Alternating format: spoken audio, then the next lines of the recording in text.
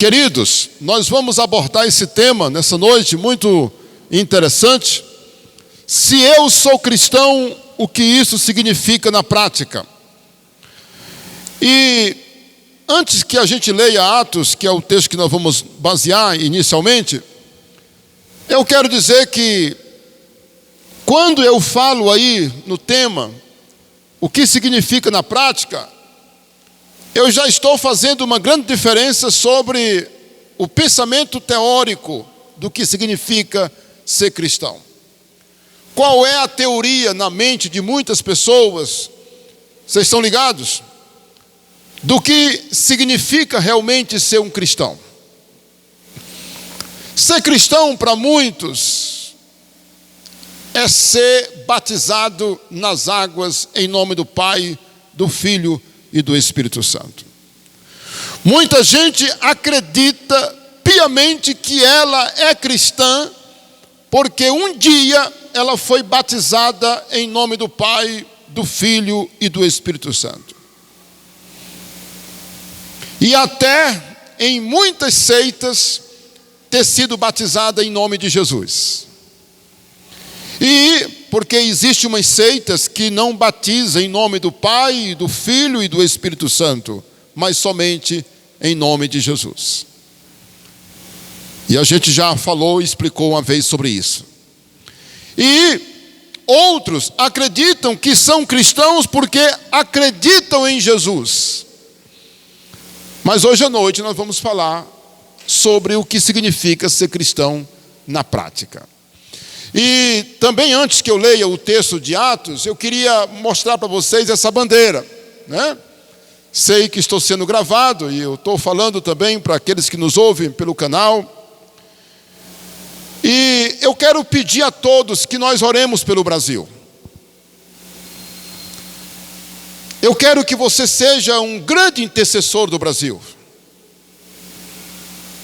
Nós não podemos perder a esperança em nossa nação. Nós servimos um Deus e nós sabemos que Deus está no controle de tudo. E o que eu quero lhe dizer, que você ame a sua nação, ore pelo Brasil, intercedendo. Senhor, essa nação está em tuas mãos. E eu sei que o Senhor está no controle. E ore e peça tudo de bom para o Brasil, para a nossa pátria querida. Deus é fiel. Eu posso ouvir um amém? Muito bem. Então vamos ler Atos capítulo 20, 11, versículo 26, que diz assim: tendo-o encontrado, levou-o para Antioquia. Isso está falando de Barnabé e Paulo. No caso, Saulo, né? Levou-o para Antioquia e por todo um ano se reuniram naquela igreja e ensinaram numerosa multidão. E em Antioquia foram os discípulos pela primeira vez chamados cristãos. Irmãos, tem duas palavras aqui, discípulos e cristão. A gente poderia aproveitar as duas, mas por causa do tempo, nós vamos abordar somente a palavra cristão. Cristão. Vocês percebem que os discípulos de Cristo não foram chamados de cristãos em Jerusalém, que foi lá onde tudo começou. Foi lá que a igreja foi fundada, foi lá que Jesus morreu, foi lá que ele ressuscitou, e evidentemente em Israel todo, a obra de Deus começou ali, a igreja de Cristo começou ali. Mas não foi em Jerusalém ou em Israel que os irmãos foram chamados de cristãos, mas numa cidade muito distante, em Antioquia, eles foram chamados de cristãos pela primeira vez. De cara, já percebemos que o termo cristão é um apelido. E claro que, para o bom entendedor, se chamavam ele de cristãos é porque imitavam a Cristo, ou se pareciam com Cristo e seguiam a doutrina de Cristo. Daí o nome cristão. Muito bem. cristão não é necessariamente quem acredita em Jesus, ou quem foi batizado em nome do Pai, do Filho e do Espírito Santo. Ser cristão, amados, é muito mais do que isso. Evidentemente que para uma pessoa ser cristã, ela precisa crer e, obviamente, que Jesus mandou batizar. Batizai aqueles que creem em nome do Pai, do Filho e do Espírito Santo. Então isso é fato. Mas o incrível é que hoje, teoricamente, a pessoa se declara cristão porque ela passou por esse processo ou do batismo ou porque ela acredita que Cristo realmente existiu, que está vivo no céu, que morreu e ressuscitou, não é, ao terceiro dia, como a gente sempre prega. Mas o que é interessante é que se é somente isso que faz um cristão, a igreja já teria sucumbido, a igreja já teria deixado de existir. A igreja já teria perdido totalmente a sua identidade no mundo pecaminoso em que vivemos. Ser cristão, pessoal, é muito mais. Vamos ver o que significa na prática. Olha aí, ó. Primeiro, eu vou antecipar aqui, ó. Existem muitos conceitos sobre o que significa ser um cristão na prática. Nós vamos abordar pelo menos 6. Eu sei que tem muitos, mas na prática ser cristão é isso aqui, ó.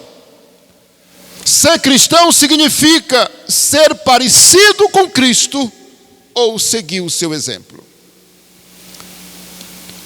Se a pessoa não está disposta, além de crer e for batizada, e viver de uma forma que ela se pareça com Cristo, o seu cristianismo não será verdadeiro aos olhos de Deus. Vocês estão entendendo? Olha o que Jesus falou em João 13:15. Abra sua Bíblia no Evangelho de São João, capítulo 13, versículo 15. Evangelho de São João 13, versículo 15. Porque eu vos dei o exemplo, para que como eu vos fiz, façais vós também. Irmãos, olha, Jesus, ele não somente mandou a gente fazer, ele fez. Seguir o seu exemplo.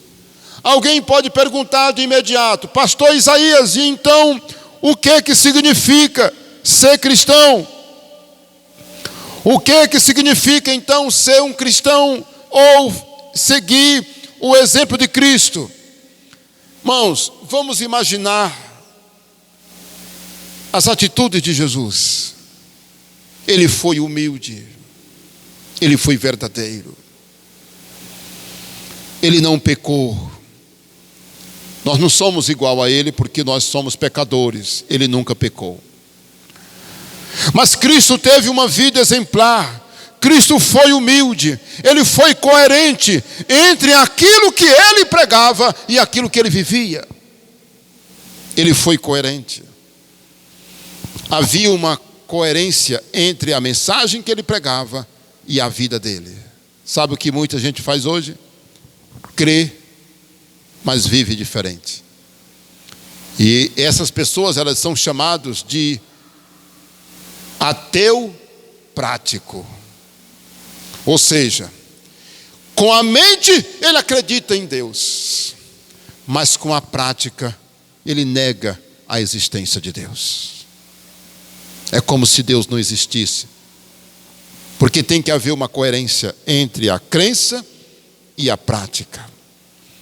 O cristão deve se esforçar o máximo para imitar a Cristo em seu modo justo e amoroso de viver. O que a gente encontra em muita gente? Espírito violento, espírito pecaminoso, imoral, indecente. E essa mesma pessoa se declara cristão. Aí você vai para a moral. Ladrão, impenitente, não se arrepende, não vê os seus próprios erros, não sente necessidade de uma mudança de vida. Vamos abrir também o livro de Mateus, capítulo 10, versículo 25. Livro de Mateus, capítulo 10, versículo 25. Mateus 10, 25. Podemos tirar uma grande verdade desse texto bem aí.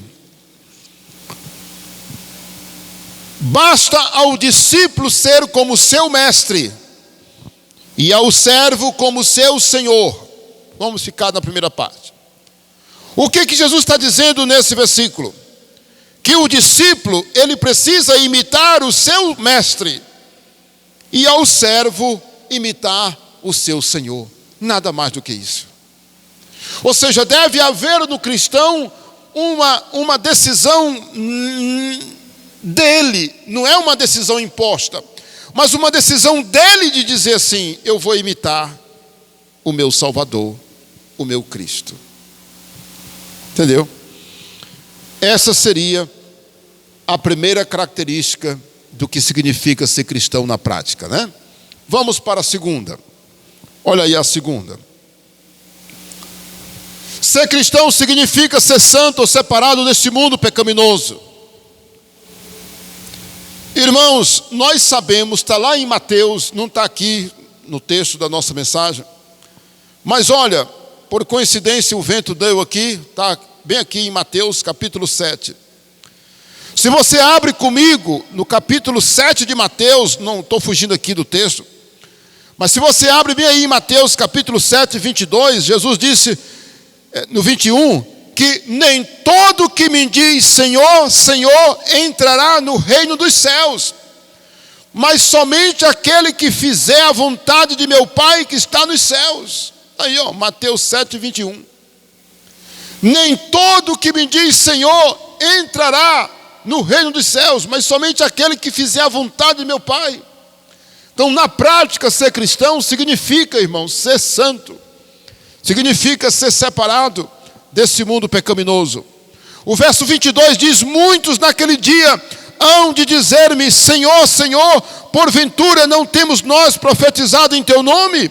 E em teu nome não expelimos demônios? E em teu nome não fizemos muitos milagres? 23. Então lhes direi explicitamente: nunca vos conheci, apartai-vos de mim, o que praticais a iniquidade. Você sabe o que é a palavra iniquidade? Iniquidade significa o pecado gostoso. Aquele pecado que a pessoa não tem mais rejeição por ele. Ele gosta, inclusive. Ele vive no pecado, mas ele não se dá conta mais que está no pecado. Essa é chamada, esse tipo de pecado é o que nós chamamos de iniquidade. Nunca esqueça disso. Por acaso, eu lembrei e li Mateus 7, tá? Agora, eu trouxe aqui algumas referências para mostrar para os irmãos. Irmãos, nós somos santos, escutem bem, porque eu estou sendo gravado. Você pode ouvir essa mensagem outras vezes que você quiser, para entender, né? Aproveitar mais. Nós nos tornamos santos, inclusive tem uma mensagem também no canal. A santificação do cristão, ela é posicional. Olha o que eu estou falando. A santificação do cristão, ela vem de uma posição que nós alcançamos em Cristo. No momento em que eu entrego a minha vida a Cristo, eu continuo sendo um pecador. Mas para Deus, eu sou santificado. Rapaz, isso é profundo demais. Lembra disso? Nós adquirimos uma posição em Cristo quando eu entrego a minha vida a Cristo. Eu sou chamado de santo no momento em que entrego a minha vida para Jesus. 1 Coríntios capítulo 1. Veja comigo. 1 Coríntios capítulo 1. Nós encontramos essa riqueza de informação aí, ó. capítulo 1, versículo 1 e 2. Paulo, chamado pela vontade de Deus para ser apóstolo de Jesus Cristo, e o irmão Sóstenes, que acompanhava ele, né? A igreja de Deus, diga comigo, a igreja de Deus, que está em Corinto, aos santificados em Cristo Jesus. Olha aí, meus irmãos, aos santificados. Meu irmão, se você ler essa passagem aqui, a carta, você vai perceber que a igreja de Corinto, ela tinha alguns problemas. Mas Paulo, quando ele começa a sua carta, ele já começa dizendo que ele está escrevendo aos irmãos de Corinto santificados. Sabe o que muita gente pensa? Que santo só é aquele que já está lá no céu. E Paulo está chamando, por inspiração divina, ele está se referindo à igreja de Corinto como os santificados. Isso é tremendo, irmãos. Você está entendendo?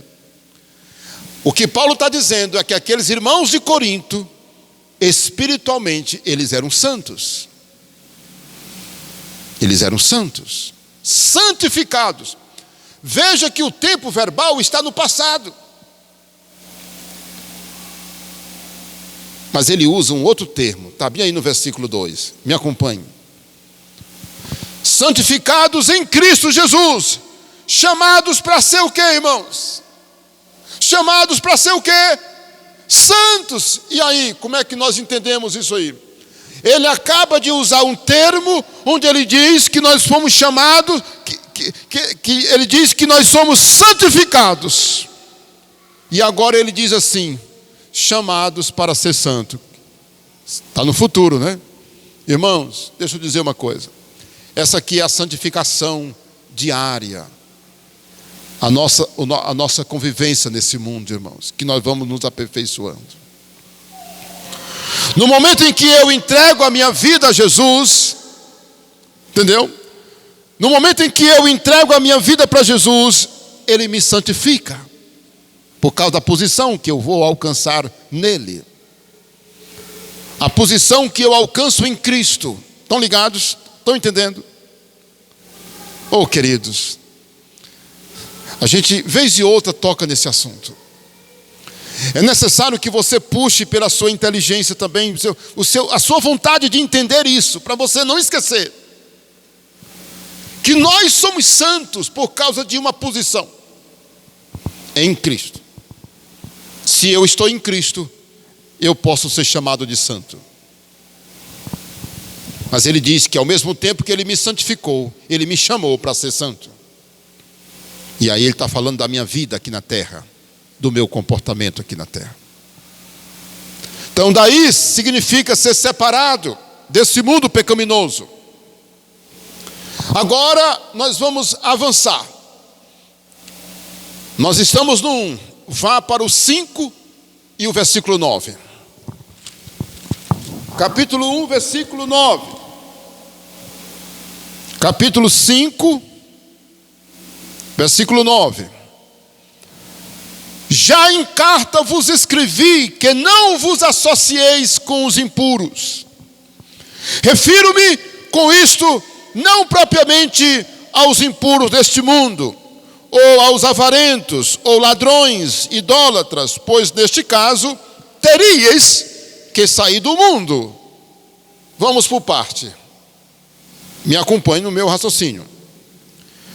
Veja que Paulo está escrevendo a carta aos Coríntios, ele está dizendo aqui que nós não devemos nos associar aos impuros desse mundo. Nos associar.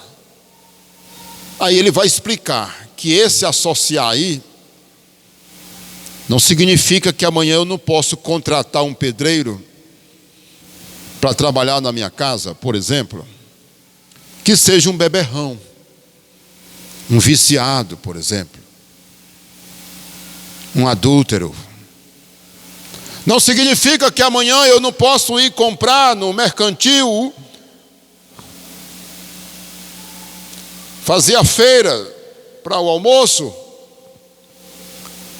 no mercantil de um homem que eu tenho certeza que ele é um bêbado e um homem corrupto. Amanhã eu não posso ir na casa dele. Não, não é isso. Eu posso ir na casa dele, no comércio dele, comprar, falar com ele, até sentar um pouco e conversar um pouco com ele.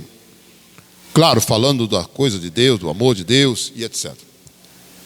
Agora, veja comigo o versículo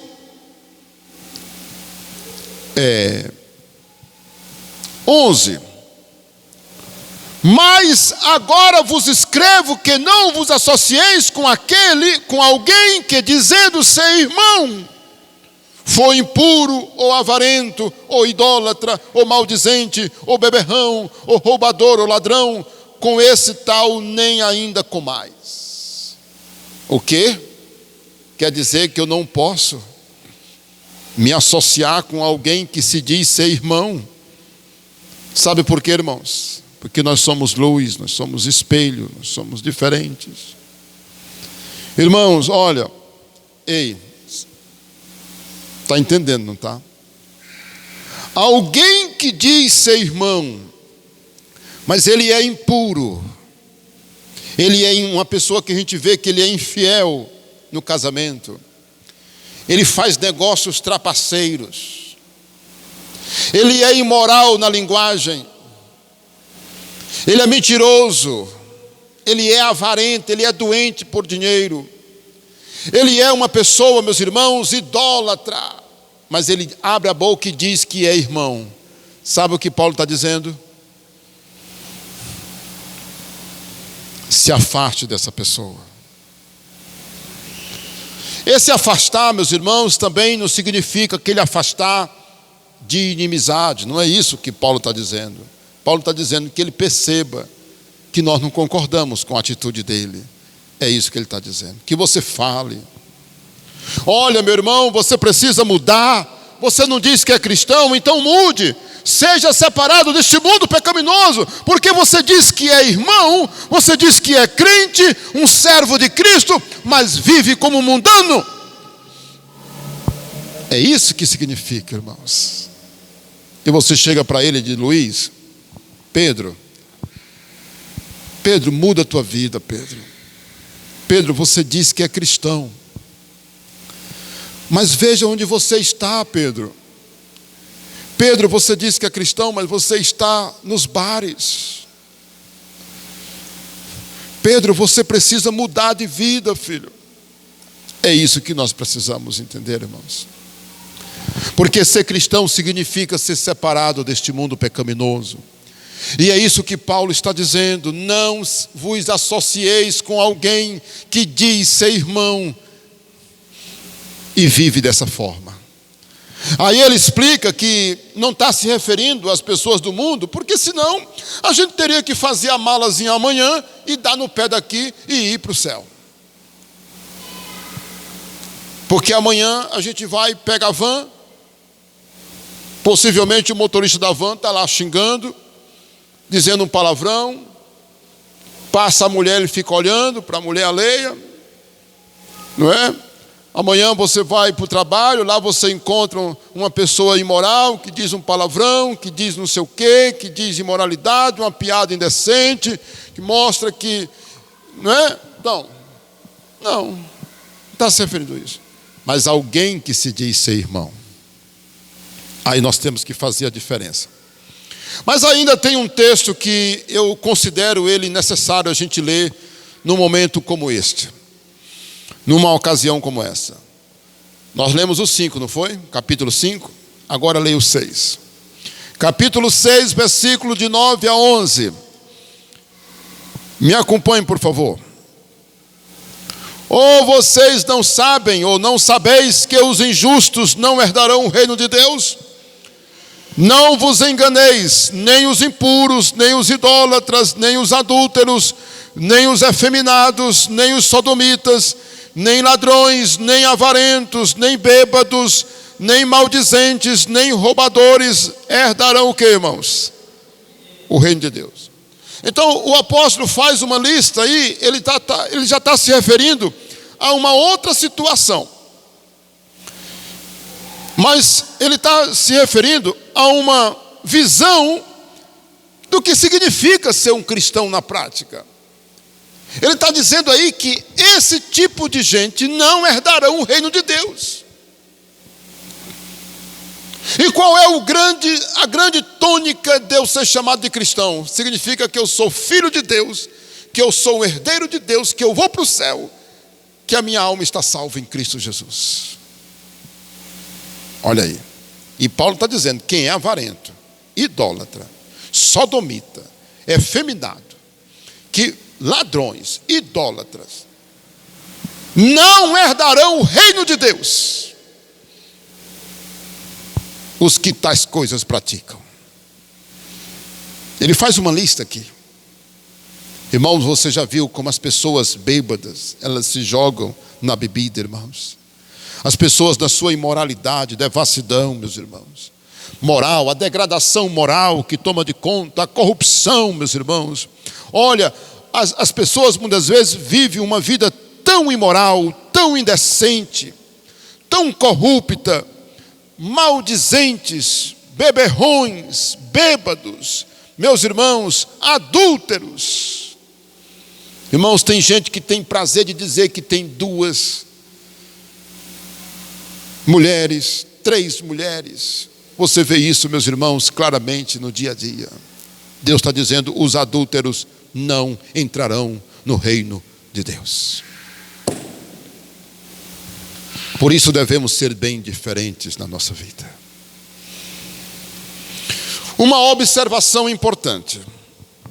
Essa lista de Paulo aqui, ela não é total.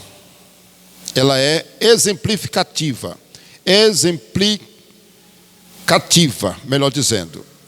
É uma lista que ele mostra de comportamentos que o ser humano pratica, mas que não serão aceitos por Deus e nem entrarão no reino de Deus.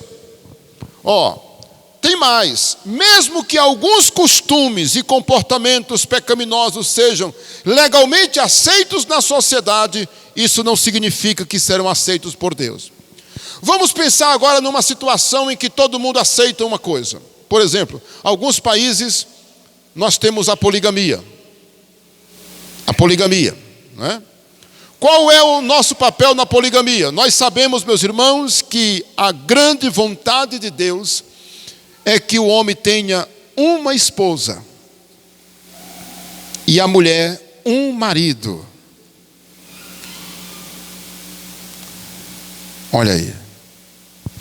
Mas nós temos, então, mesmo que um costume seja legalmente aceito numa sociedade, mas se ele é pecaminoso, nós devemos fazer o quê?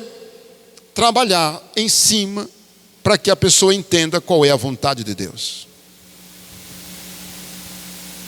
Eu me lembro que uma vez nós tivemos um senhor que ele tomou a decisão dele e ele disse, pastor, eu tenho 2 famílias, eu tenho 2 mulheres. Meus irmãos, foi muito difícil para mim. Pastor novo, jovem, muito jovem, ter que orientar esse senhor. Ter que orientar ele sobre o que ele devia fazer, porque ele não podia ficar com as 2. Meus irmãos, muito delicado. Mas eu ensinei para ele com amor e carinho na palavra de Deus. É isso que devemos fazer. Olha, a segunda observação que eu quero fazer nesse tópico aqui é que nós rejeitamos o pecado, mas nós amamos o pecador. Entendeu? O pecador precisa de ajuda para se libertar, precisa do apoio da igreja, precisa de ajuda espiritual. Precisamos amar, orar, ir atrás, receber, cuidar, ensinar essas pessoas a andar nos caminhos de Deus. Olha, uma coisa que a igreja tem que fazer é ter paciência também, muitas das vezes. Nós temos que ser paciente com as pessoas, porque nem sempre a mudança ocorre imediatamente. Mas nós precisamos ensinar, é aí onde está a veracidade da mensagem, o poder dela de transformar as pessoas. Olha, no dia que você encontrar uma pessoa errada, muito errada, seja na área moral, seja em outra área, né? Porque tem pessoas que elas aparentemente são muito certas, mas elas cometem outras falhas, não é? Por exemplo, uma pessoa muito honesta, ela pode ser idólatra, ela pode estar envolvida com práticas altamente horríveis, como bruxaria, feitiçaria, meus irmãos. Coisas assim que, né, os irmãos podem imaginar. Uma pessoa socialmente muito, muito bacana. Uma pessoa que para a sociedade ela é top. Ela é honesta, ela faz, tá? Mas ela é envolvida com coisas nojentas. Olha, deixa eu dizer uma coisa. Vamos ter paciência, orar por elas e ajudá-las. Irmãos, a igreja vive o amor de Cristo. Sabe o que foi que Cristo disse? Ele disse assim, ó: amai os vossos inimigos e orai por quem vos persegue. A igreja está preparada para amar até os seus inimigos. Imagine quem está querendo se libertar. Imagine quem está querendo se libertar. Venha. Eu quero dizer uma coisa para você que está me assistindo aí na sua casa pelo canal. Não sei quando você vai assistir esse vídeo, mas eu quero dizer para você que Jesus te ama. Não importa o que você fez, não importa como você está vivendo, Jesus quer libertar você, Ele te ama e nós também te amamos.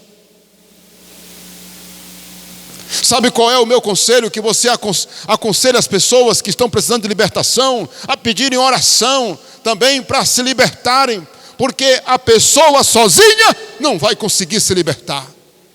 Muitos não conseguem se libertar sozinhos. Eu quero dizer uma coisa para você: estamos prontos para lhe ajudar, lhe amar, cuidar de você, para que você seja um homem de Deus, uma mulher de Deus. Talvez você esteja tão atolado no pecado que você não sente forças para se libertar, para sair, mas eu quero dizer para você que Jesus tem o poder de libertar você. Jesus pode libertar, Ele é o grande libertador, Ele é aquele que salva, aquele que cura, aquele que liberta e leva para o céu. Aleluia, louvado seja Deus. Essa é a visão que nós temos. Rejeitamos o pecado, mas amamos o pecador. E somos capazes de colocar a mão no ombro dele e dizer: conta com a gente. Você já viu o trabalho nas penitenciárias, irmãos? É um lugar mais terrível. Porque você olha para uma pessoa lá e esse aqui levou 2. Esse aqui derribou 3. Esse aqui fez isso. Um pecado, não quero nem dizer aqui. Esse aqui viveu, irmãos, e quando você entra numa penitenciária, quando você entra num lugar desse, irmãos, é incrível como de imediato vem assim uma compaixão no coração, irmãos. Mesmo que você seja aquela pessoa dura, mesmo que você seja aquela pessoa fria, mas quando você entra numa penitenciária, quando você entra num presídio, que você vê aquele monte de gente ali, um em cima do outro, vivendo naquela situação, meus irmãos, ali preso, você sente compaixão de ver tanta vida destruída pelo pecado, pelo crime, meus irmãos. E você sente compaixão, embora sabendo que eles fizeram tantos erros perversos. E aí o cristão, ele não é a favor de que a justiça passe por cima deles. Eles têm que pagar. É verdade, irmãos. O cristão, ele não é hipócrita, dizer: não. Olha, o cristão, ele é sincero. Paga pelo crime, tem que pagar pelo crime. Todos devem pagar pelo seu crime. Deve ser justa. A pena tem que ser justa, tem que pagar. Mas uma coisa é um ser humano pelo qual Jesus morreu na cruz por ele. Jesus te ama. Você pode estar se considerando um traste, uma pessoa sem valor, mas Jesus te dá valor. Ele morreu na cruz para salvar o mais vil dos pecadores. O pior dos pecadores Jesus quer salvar. E nós precisamos entender que todos precisam de Jesus. Muitas vezes o cidadão é tão bom, é tão boa pessoa, nunca sujou o nome dele na justiça, nunca cometeu um crime. Muitas vezes ele se acha uma pessoa muito perfeita e ele não esquece que ele também é um pecador que precisa de Jesus. Todos nós precisamos de Jesus Cristo, todos nós. Vamos avançar? Bora lá? Uma terceira, e agora eu tenho que apressar o passo. Terceiro, ser cristão significa ser uma pessoa fiel, testemunha de Cristo. Amados, a Bíblia deixa claro em Mateus 10, 32 e 33, está aí, se você quiser me acompanhar. Evangelho de São Mateus, capítulo 10, 32 e 33, Jesus disse algo que devemos pensar. Portanto, todo aquele que me confessar diante dos homens, também eu confessarei diante de meu Pai que está nos céus. Mas aquele que me negar diante dos homens, também eu negarei diante do meu Pai que está nos céus. Irmãos, em outro lugar Jesus disse: aquele que me negar, eu negarei quando eu vier na glória com os santos anjos. Eu negarei essa pessoa. É muito forte, né, irmãos? Olha, uma marca de um cristão é que ele fala que ele é, que ele não nega, que ele é mesmo cristão, seguidor de Cristo, ainda que isso custe o pescoço dele, ainda que isso seja necessário ele ser desprezado na família, na faculdade, na escola, no trabalho, ainda que seja motivo de chacota, ele abre a boca e diz: eu sou de Jesus, eu sou um cristão. E ainda tem mais, ele provoca e fala do amor de Deus para as pessoas. Olha, há poucos dias esse testemunho pode edificar você. Eu trago isso como muito bom eu ter ouvido isso. Um pedreiro me disse que trabalha numa firma aqui na cidade. Ele disse que a firma dá aquele horário para o almoço, não é? Sabe o que ele faz, irmãos? Na hora do almoço ele leva a Bíblia dele, ele leva o livro de cântico. E sabe o que ele faz?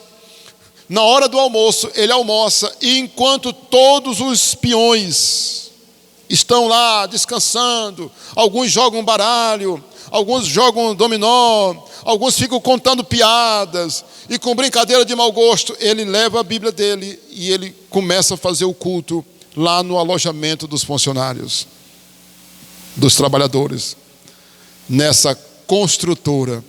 Sabe o que ele disse? Pastor Isaías, eu já ganhei muitos para Jesus, irmãos. Na hora do almoço, irmãos, ele prega o Evangelho. Que coisa linda.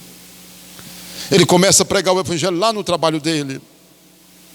Olha, o cristão, ele não é somente alguém que crê, alguém que é batizado, mas ele é uma fiel testemunha.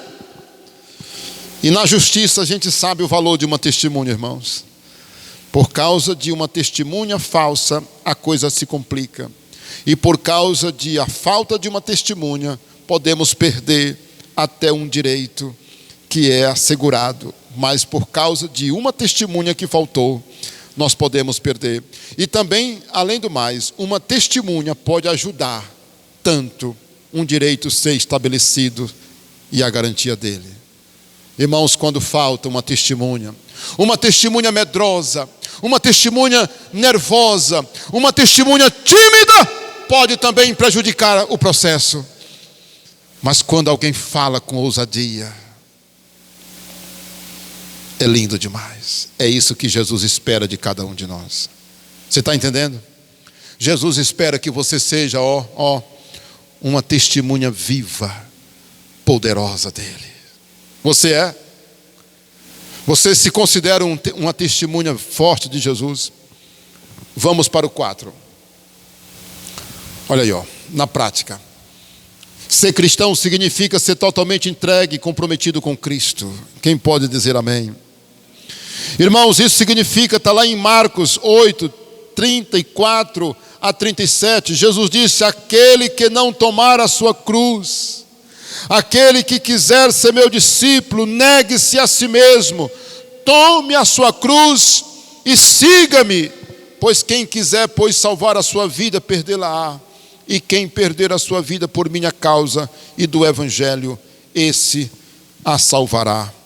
O que aproveita o homem ganhar o mundo inteiro se ele perder a sua alma? O que daria o homem em troca de sua alma? Se alguém quer ser discípulo de Cristo, negue-se a si mesmo. Tem que ser comprometido, totalmente comprometido com Cristo, com a sua vida, entregue totalmente a Ele.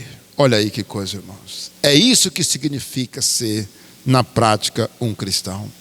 Se alguém quiser vir após mim, negue-se a si mesmo, tome a sua cruz e siga-me. Jesus não está falando daquela cruz ali, de madeira. Ele está falando do nível do compromisso. Vamos para o quinto.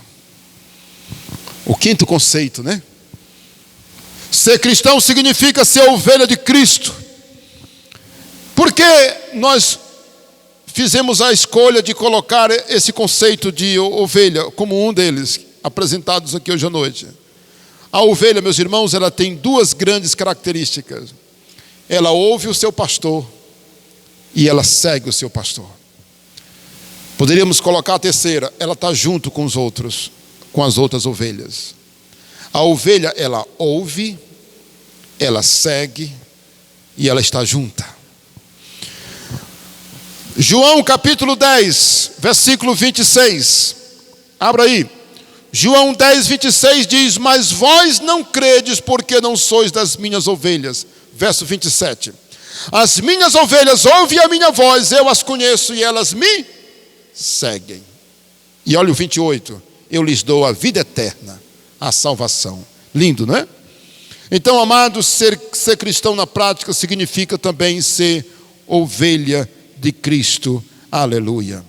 Vamos para o sexto e último, né?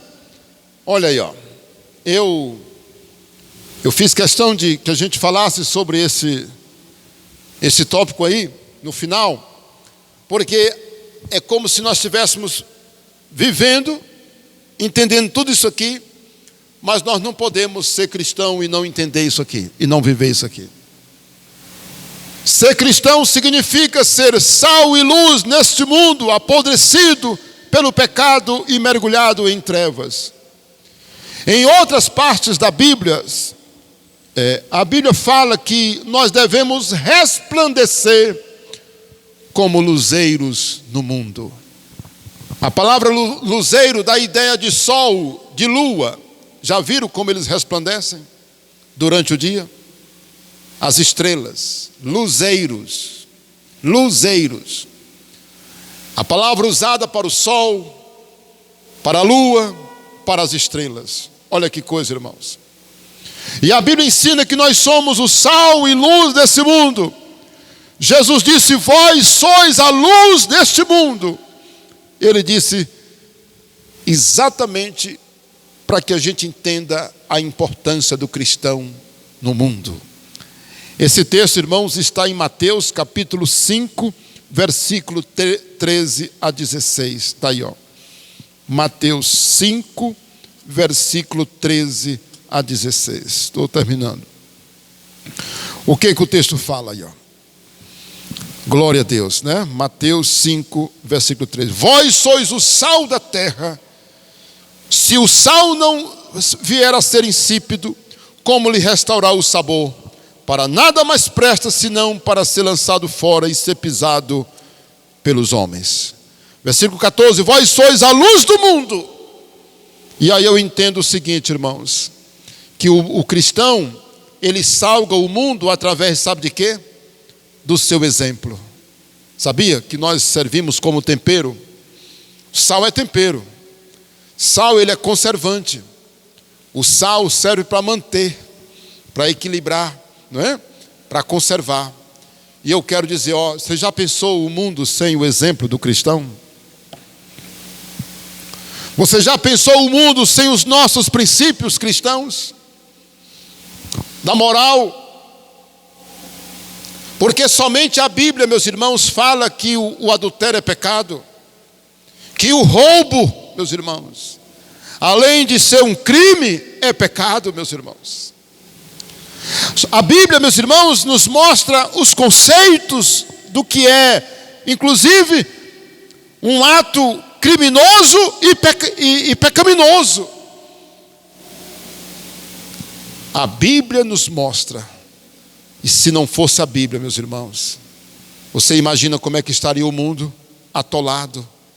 Por isso o cristão, ele é o sal, porque por onde a gente vai, a gente leva o tempero do mundo. Brilhamos através do nosso bom exemplo e boas obras. Se você ler na sequência, você vai ver que Jesus disse: e louvem a Deus por causa das vossas boas obras. Irmãos, vamos ser diferentes, vamos agir diferente. Eu me lembro que um dia de uma sala, nós estávamos fazendo uma prova e estavam todos nervosos na sala, e somente eu estava tranquilo. Era uma prova importante, muito importante, e a sala estava repleta. Uma senhora que trabalha no Banco do Brasil, ela chegou até onde eu estava e disse: moço, quem é você? Aí eu me espantei, porque eu não tinha amizade com ela, estava vendo ela assim. Ela disse: pastor, moço, quem é você? Eu disse: por quê? Ela disse: é porque você é o único que está tranquilo aqui. Eu tive a oportunidade de dizer: olha, eu sou um servo de Deus, eu estou tranquilo, estou na paz, já orei a Deus, estou muito bem. Irmãos, olha, vou dizer uma coisa para você. Mostre quem é você através do seu bom exemplo. Na escola, na faculdade, na vizinhança. Seja mais amável com os vizinhos. Pastor, o meu vizinho não gosta de mim, pastor. O meu vizinho não fala comigo, fale com ele. Mostre carinho. Mostre que você é diferente. Seja honesto. Seja sincero. Seja verdadeiro. Seja o melhor aluno. Seja um patrão exemplar, seja um funcionário exemplar, seja uma esposa excelente, seja um marido excelente, seja um filho exemplar, seja tudo de bom que você puder ser, seja, porque você é um cristão. Porque cristão é uma pessoa boa. Um cristão é uma joia em cima dessa terra. Você entendeu? Que a tua esposa tenha alegria de ser casada com você. Que teu marido seja feliz porque casou com você. Que o teu pai seja muito feliz porque você é um cristão. E vice-versa. Que teu patrão tenha alegria e dizer: rapaz, eu tenho aqui um funcionário. Para mim ele é o melhor. Para mim ele é o melhor. E assim vice-versa, sucessivamente. Que Deus nos abençoe. Eu tenho uma conclusãozinha para mostrar para vocês. Olha a conclusão aí, A conclusão é essa: diante dessa mensagem, você se considera um cristão verdadeiro? Responda essa pergunta. Tente responder para você. Diante de tudo que você ouviu, você se considera um cristão verdadeiro? Número 2, será que em sua vida existem sinais ou evidências, poderíamos usar a palavra elementos, que provam que você realmente é um cristão? Alguém olhou para você e percebeu: aquele ali, com certeza é um cristão. Alguém pode ver isso em você? E por último, você acredita mesmo que Cristo reconhece você como cristão? Fala sério. Se você estivesse diante dele, ele poderia dizer: esse aqui é, pelas suas atitudes e pelo seu modo de viver. Que Deus nos abençoe. Se inscreva no canal e compartilhe essa mensagem com outras pessoas. Deus abençoe tua casa, tua família, em nome de Jesus. Amém.